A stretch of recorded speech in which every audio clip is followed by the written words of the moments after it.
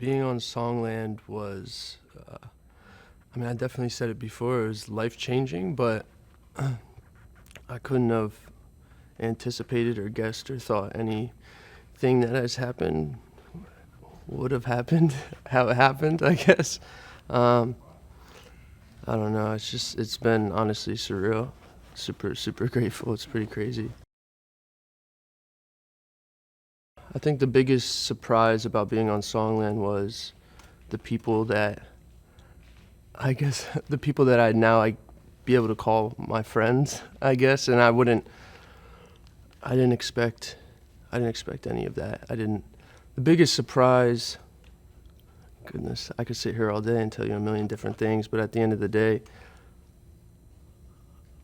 to be honestly, I felt like I was taken in off camera as like family, and to have like friends and people in my corner that actually care, like unbiasedly, has has definitely changed my life, but has changed my perspective on so much, and that I've been there for me through everything. It's been I'm honestly so grateful. The record Greenlight that was prepared for the Jonas Brothers, it was tweaking it. It was tweaking it to allow them to be open, hopefully being open at the point to doing something different, but they could still have their own tweak on. So making changes in different ranges, vocal ranges that it would all make sense for all of them, and going back and forth on that. Trying to dial in what would best fit where their sound is at, or where maybe they're trying to go that they don't necessarily know that they want to be yet. I say this all the time, but being my first time doing all that, it was literally putting every fear I have in this entire world and everything. These are all goals and dreams and things that I've wanted in life, but at the time, I didn't really know what I was also getting myself into. We could sometimes build this big thing up in our head before we do something that we are maybe so fearful of, and it's building this huge, I don't know, for me, I would tend to doubt myself a lot, and then it was kind of like, I was supposed to move out the week that everything had happened in the show, so and my mom was kind of like, you're gonna do it, you're not gonna have an option, you're gonna do it or you're not coming home. So I'm grateful for her and guiding me through that. But at the end of the day, it was every fear that I've had in this entire world. Esther and I have definitely been working a lot together. I just want to release all the stuff that we've been working on. But she, I've always wondered. I've always been curious. I watch interviews. I'm big, like I said, I used to live in a shed, so I was big on watching interviews and people's stories. Mostly every story, I'd always hear someone had like a mentor or somebody that helped them through the process unbiasedly. And I'm like, oh, how do you get a mentor? I'm like trying to go to places and find people and meet people, and it's just like no one help me. You know what I mean? At the end of the day, and my sister said something great. She said, it has to happen organically, and I think as organic as it happened, it also happened at a time in a place where I was ready and prepared to put myself in a situation that I never would have before, just because I was open to any new opportunity. I've had conversations with Esther, and the fact that the Jonas Brothers, for one, cut the record, and for two, yes, that millions of people have heard it. It's just that there's no perfect word. It's just weird. I'm super grateful. It's just like a weird thing because I'm through and through started as bedroom producer and doing these things, and you watch all these things, and now something happens and you're around these certain people. Now it's just it's surreal, but it's also weird. It's amazing. When Greenlight hit number one on iTunes, it was definitely everyone in my family called me, but it was more so of a feeling of everything everything happened. Everything was so the way my life and everything, even in music and my personal life, the way everything happened, it was so imperfectly perfectly perfect that it was only meant to be on purpose. So everything seemed at the time like it was like messed up and like, why isn't this working out? Why isn't this panning out? Why don't these people want to work together? Why aren't the connections being made? But at the end of the day, Dave Stewart said something as well. It was just kind of like a perfect storm, up to a certain point. And when it hit number 1 on iTunes, it seemed like it was all for something. But at the end of the day, it's like, I don't like to sit with those feelings. I like to be like, what's next? Being on Songland from my perspective was, I walked in, didn't know what to expect. Everybody was really nice and amazing, and I felt really good about my song. And trying to think from day one when I submitted it, I just submitted 5 songs, and I had no idea. I'd spoken to Audrey over the phone, and I didn't know what I was getting into. She gave me about an hour of information, and it was great, but I still had no idea like what I was coming into. And I walked into the little magical world of Songland, and it just it energized me, and I needed it. Yeah, I needed it. It was like a morale booster. It energized me. And, I walked away from it with an amazing friend and co-writer, Ray Gorin, who was also on my episode. I approached it like I approached waking up in the morning and getting my tea or whatever. I just was like, if anything's going to happen, I just got to do me. And eventually it'll line up. And I think it makes sense that it lined up with Will, because we're both weird. Yeah. We're both pretty odd. So I didn't need to do anything or prepare. I just kind of walked on and did my thing. My session with Ester was amazing. First of all, she's just a light. She's got amazing energy, and she's hilarious, and like I learned a lot about songwriting just from that one session. A couple of hours, I learned a lot. It was really good. I mean, I think the session overall went really well. Will already at that point had a really good direction of where he wanted the song to go, and Ester and I just kind of finessed it, and it was more of like an educational thing for me. I was just watching her, learning from her, and just like soaking up her energies. She's amazing. When Will came up on stage and was singing with me, it was dope. I was a kid watching, I think it was 2002 or 2003, and the Black Eyed Peas were like on top of the world, and I'd watch them on TV all the time, and I always loved their records. Every time they came on the radio, I listened to the entire record. I bought their records. So as a fan, as a younger version of myself, so now the 28-year-old version, to be on stage singing with them, it's a dream come true. It was amazing. Yeah, it was dope. With an exclamation mark. What was going through my head when he said I got the single was just gratitude. I was just grateful. As a songwriter and a producer, anytime you get a cut, it's just an awesome moment. It's a little victory. And this was a slightly bigger victory than usual. So I was just super grateful and pumped, and my face. I think I like my face. I did some weird. I don't know what my face did. My face just kind of went wild in that moment, but I was just grateful and happy. Yeah, it's amazing because to see them perform it now that they put it out. I'm on Instagram, and they were playing, I think somewhere in Spain, and there was 50,000 people waving their arms back and forth, going, "Be different, be nice, just smile." It's awesome. Like, it's really, really like, I did not expect that to actually happen. I didn't think that he was actually going to take that song so seriously. I mean, the smiley faces are on their shirts, when they're on the stage, when they're on their sweatshirts, they got the smiley face. And it's just like they have a big flag in the back of their stage now with the smiley face. And they're just traveling through Europe playing the song to thousands of people. I didn't expect that. So it's really, again, just like so grateful that happened because it could have easily not happened. And it's just special, man. It's like every time I see it, my face lights up. I'm just like pumped.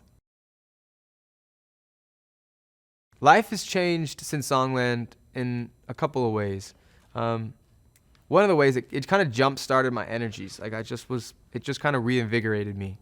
I had been going through a transition in my career, in my life, and Songland was a great way to just jump-start me into the new chapter. And I've just been like reinvigorated, writing lots of songs. Since Songland, I've written, I think like close to 60 songs, which is pretty good for myself. And I feel good about a lot of those songs. And I met one of my favorite co-writers and just people in general, Ray Gorin. I met him and we just been hanging out all the time. And we met on set. And so, I mean, those three things, it really did, like the song said, change my life in a really, really cool way. Being on Songland has been an incredible experience for me. Honestly, I was nervous. And I felt like there were like knots in my tummy as soon as I went on stage and tried to like sing my song to the judges and will.i.am. And I thought, I think too much when it came to the show, and especially it's been like my first TV show, and it's been an amazing, amazing journey being here and working with everyone and meeting all of the other Songland contestants. Honestly, I thought Songland was just any other TV show, and I didn't expect it to be this amazing. Like, like everybody was so open and so kind. Like they were so cooperative, and I loved the energy, and it felt like I was welcomed with open arms. And I've never been so grateful to be on this show. will.i.am's style and the Black Eyed Peas is similar to the music that I write. Very anthemic, very positive, motivational vibes. And I was really happy and glad that I could actually write a song with someone I relate to in my music. Honestly, till this day, I still pinch myself that I can't believe that I worked with Ryan Dead in the studio. Like, on the show, like, everybody was just like, Charisma, why didn't you say anything? I'm like, because I was listening and observing to what he was doing, because that's Ryan Dead. And I'd like to see what magic he was putting into my song and the tweaks that he was doing on my song, Invincible. And I was just learning and seeing what he was working on, just like making the song altogether fit for Will. And I was just learning that, and I was like, wow, I'm actually like here in this room with him. When we came to know that all three of us were, all our songs were going to be on the Black Eyed Peas album, we were thrilled and we were excited. We were overjoyed with the fact that he's actually giving us songwriters a chance to be a part of this journey with him. And to be honest, I've never come across anybody so humble and down to earth to do something that for me and for the other two guys in my team. I still think about it, and I still and I'm a very spiritual person, and I've been here for in LA pursuing my music for 5 years, and he's giving me this opportunity all because of Songland, and I'm shocked. And I'm beyond grateful, and I'm happy. Songland has changed my life. Ever since then, when people heard my song Invincible and also performing Invincible with Ryan Dead, then they were asking me about more songs. They're like, could you please release a song? I can't release it. It's not on me. And so I've had a lot of people ask me about if I have more songs coming out in the future, which, yeah, I do.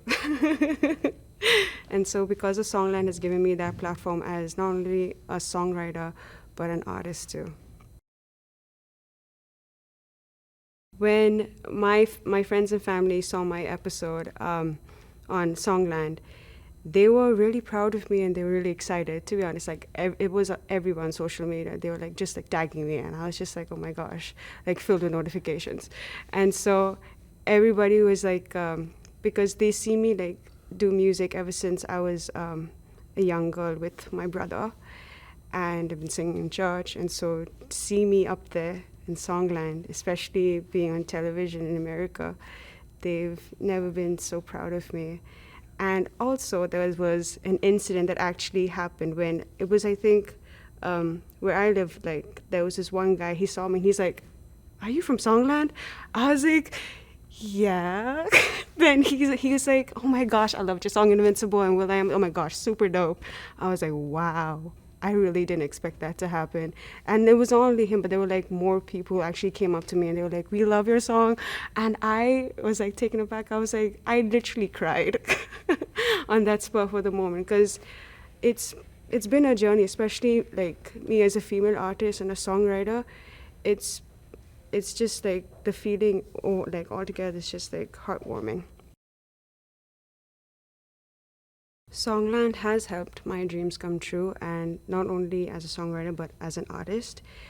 And for those songwriters out there who feel like it's, it's not really a job, or you've been actually told that, nah, it's not really a thing out there, it's just a hobby, I say just take it seriously and, learn from Songland, like how we change the songs and how the judges like give their advice about the songs, and they put their they tweak the songs and they tell you what is good and what is not good.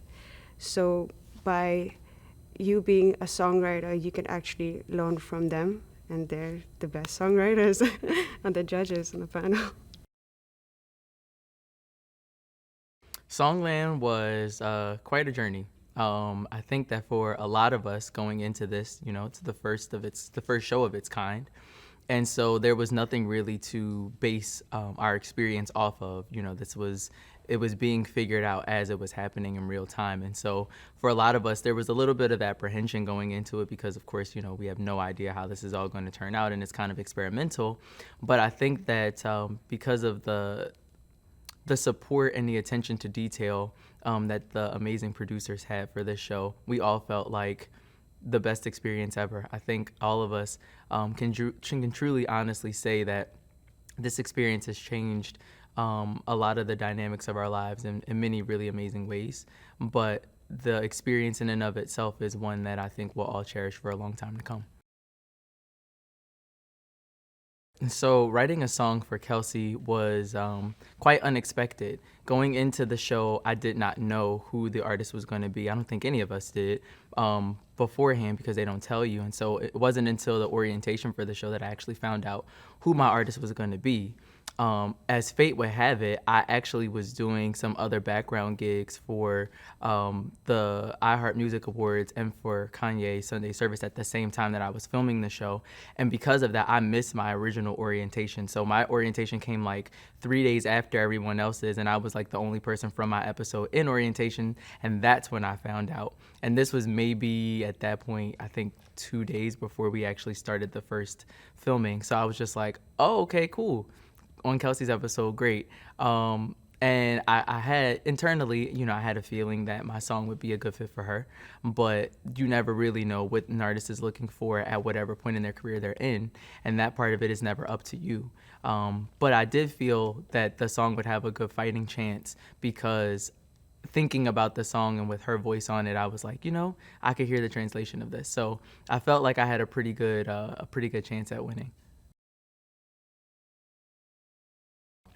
Well, when I found out that Kacey was going to cut my song, the funny thing is that as she was talking, I don't know if they showed this on the actual episode or not, but as she was talking, she was saying that she was going to try a song that she felt like would give her something that she hadn't done before, and like she was going to go in a different direction and blah, blah, blah. And so in my mind, I was already like, oh, okay, well, she's going in a different direction. For sure, she's cut an acoustic song before, like, great. So in my head, I was ready to congratulate either Jack or Daniel because I figured it was going to be one of their songs. And so I kind of went through this whole like mental process as it was all happening.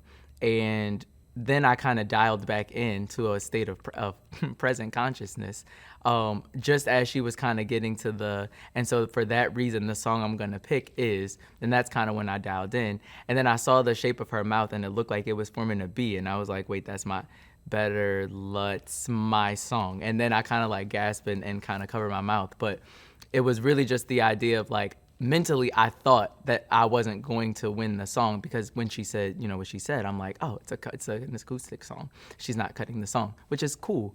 But it was actually my song, and I was just like, oh, snap, that's me. Yeah, so it was a beautiful moment. So at this point, millions of people have heard Better Luck Next Time, and it's been such an overwhelmingly positive display of love for the song. It's really funny actually because yesterday as I was driving,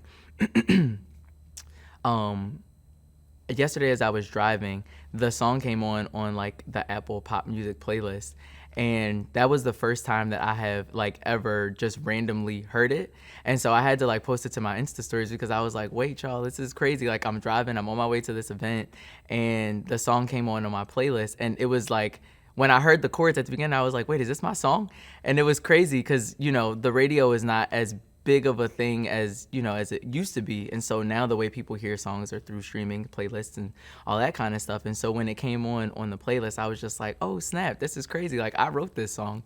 And it was a really cool moment. But now to see how it's impacted other people, I've had so many new people who have found me or discovered me as a result of being on the show and have fallen in love with, you know, my voice and my performance of the song. And so to have the reaction that it's had has been beautiful because I've had so many people reaching out to show their support for the song.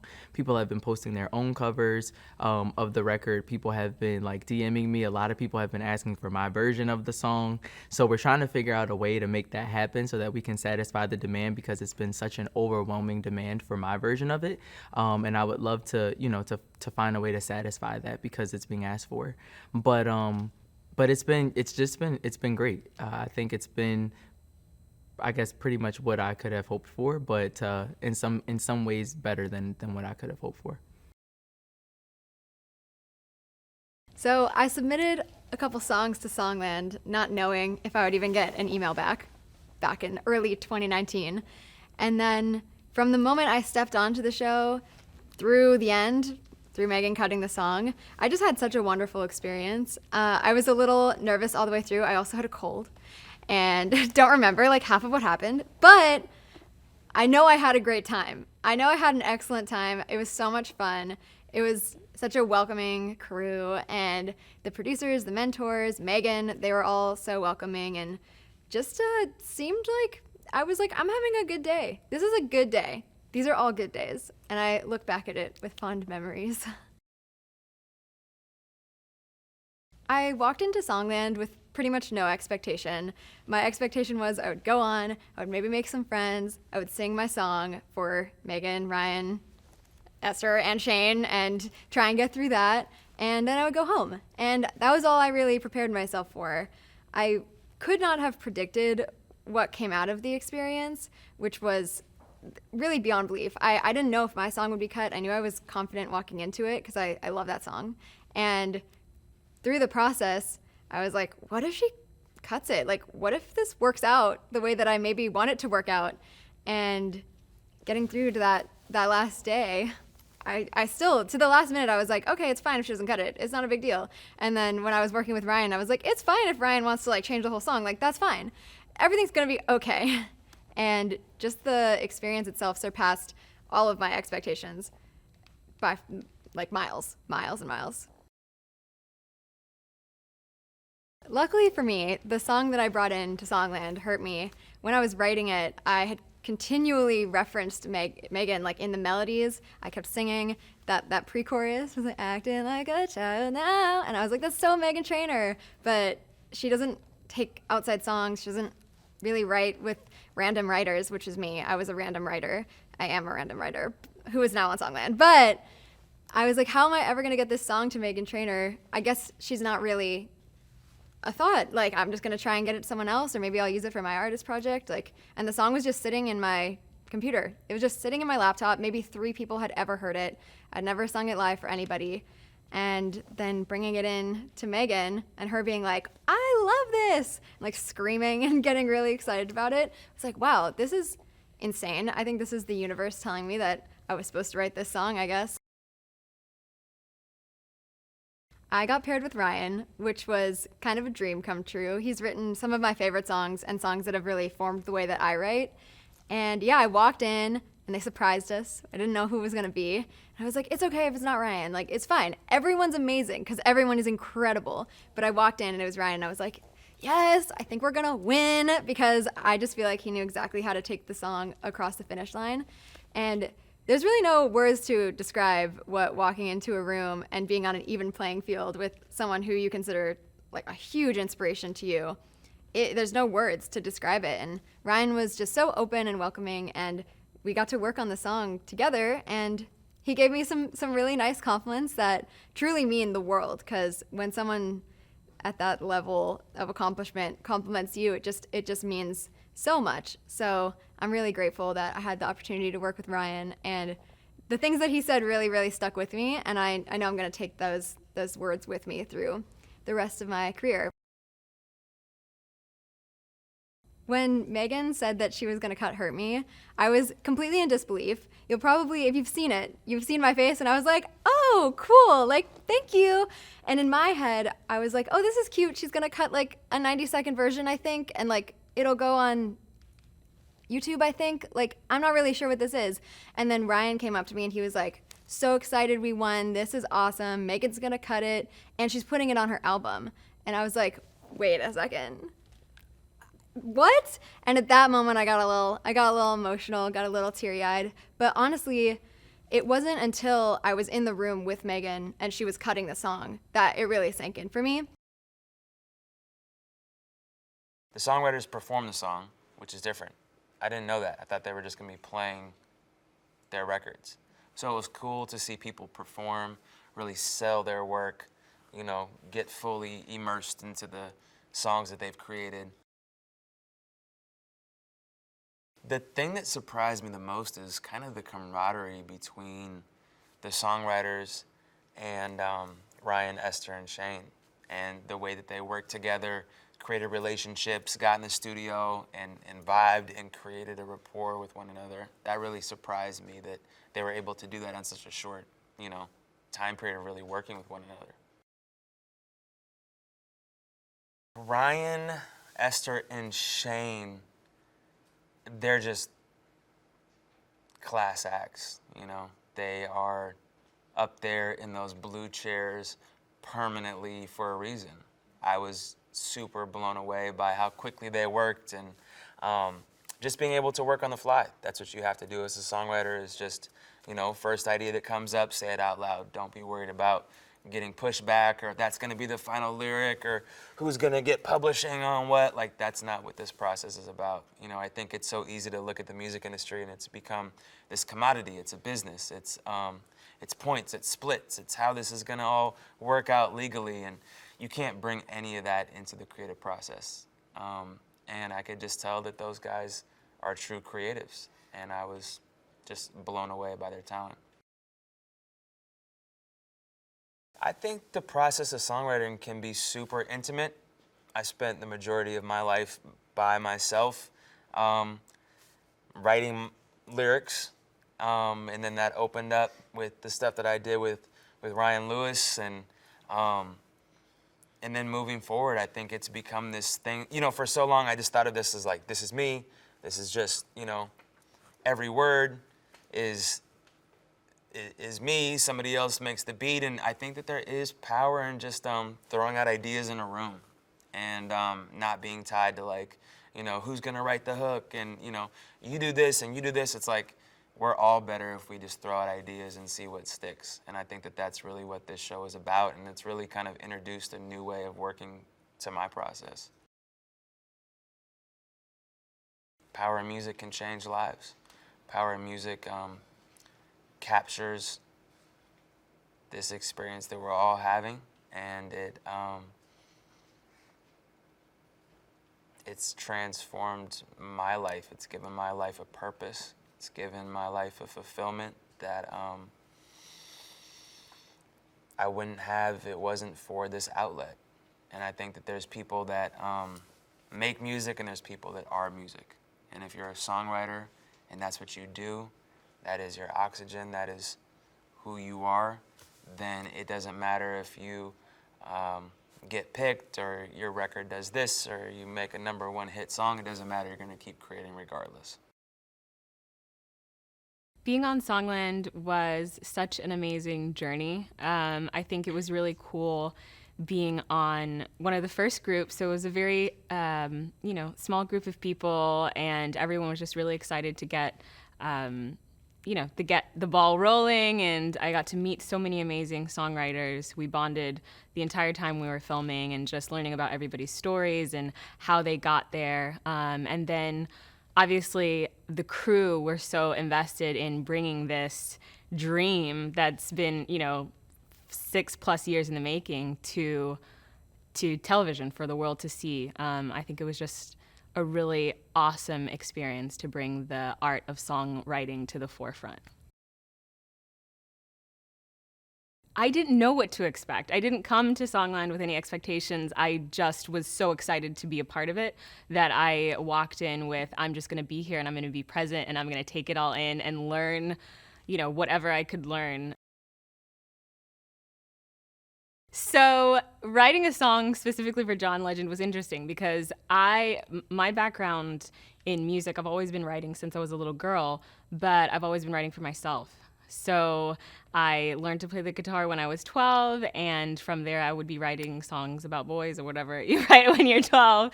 And then I started my own artist journey and my artist career, and so I hadn't really understood writing for someone else. And so to be on Songland, that was really my first time writing for another artist. I mean, the fact that artist just happened to be John Legend is pretty cool, but that was my first experience. So being in there, working with Shayne and hearing what John envisioned for the song, and he could, how he could hear himself singing it, and then taking that back and keeping the essence of the song while making it fit for him was pretty cool.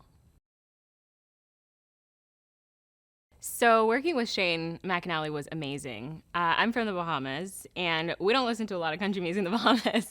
But when I went to college, one of my best friends loved country music, so we would go to rib roundups, and I learned how to line dance. And my dad is actually a pseudo cowboy, so he used to break horses for a living.